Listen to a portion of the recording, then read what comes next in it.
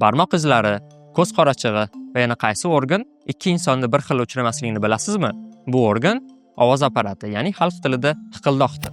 Fizikaviy jihatdan qaraganda, har qanday ovoz bu havoning turli xil chastotada tebranishlari bo'lib, bu tebranishlar quloqqa kelib urilganda biz ularni tovush sifatida qabul qilamiz. Inson ovozi ham shular jumlasidandir. Albatta, bu havodagi tebranishlar qayerdandir hosil bo'lishi kerak. Bunda bizga ovoz apparati yoki xalq tilida aytganda hiqildoq deb nomlanuvchi organ yordam beradi. Ushbu organ o'pka va og'iz bo'shlig'i orasida joylashgan bo'lib, ikkita yon tarafda joylashgan pardasimon strukturalar, tog'achalar va ularni harakatga keltiruvchi mushaklardan iborat bo'ladi. Bu pardasimon tuzilmalar ovoz bo'ylamlari yoki ovoz pardalari deb ataladi. O'pkamizdan tashqariga chiqayotgan havo ikki tarafdan havo yo'lini to'sib turgan pardalarga uriladi. Natijada havo bir tekis emas, to'lqinsimon holatda tarqalishni boshlaydi. Og'iz bo'shlig'i, burun bo'shlig'i, til va lab kabi strukturalardan o'tib, yana biroz qo'shimcha o'zgarishlarga uchraydi. Keyin esa ushbu havo tebranishlari suhbatdoshning qulog'iga yetib borganda, suhbatdosh uni tovush holda eshita oladi. Odatda gapirmasdan shunchaki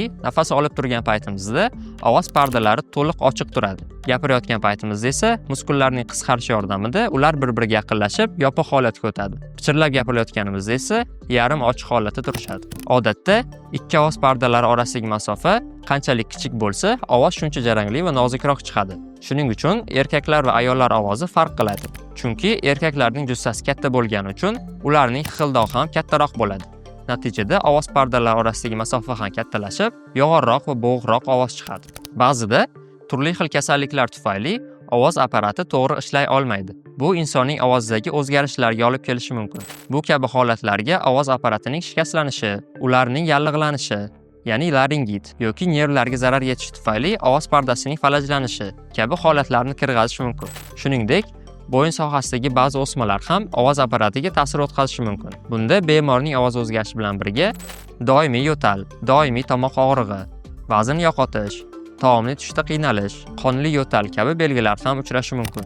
Agar bemorda yuqoridagi kabi belgilar kuzatilsa, darhol shifokorga murojaat qilinishi kerak. Shifokorlar hiqildoq holatini bevosita ko'rib tekshira olish uchun laringoskop deb ataluvchi qurilmani ishlatishadi. Bir uchida kamera bo'lgan uzun moslama burun orqali kiritilib, tomoq ichiga yo'naltiriladi va hiqildoq tasviri olinadi. Bundan tashqari, shifokor albatta bemordan kasallik tarixini so'raydi va bo'yin sohasini ko'zdan kechiradi. Bunda shifokor bo'yin sohasini barmoqlari bilan paypaslab ko'rishi ham mumkin. Agar o'smaga shubha qilinsa, biopsiya uchun o'smadan namuna olinadi. Shuningdek, o'sma o'lchamlarini baholash uchun bo'yin va bosh sohasi kompyuter tomografiyasi, MRT, rentgen va PET kabi tekshiruvlarni o'tkazish ham mumkin.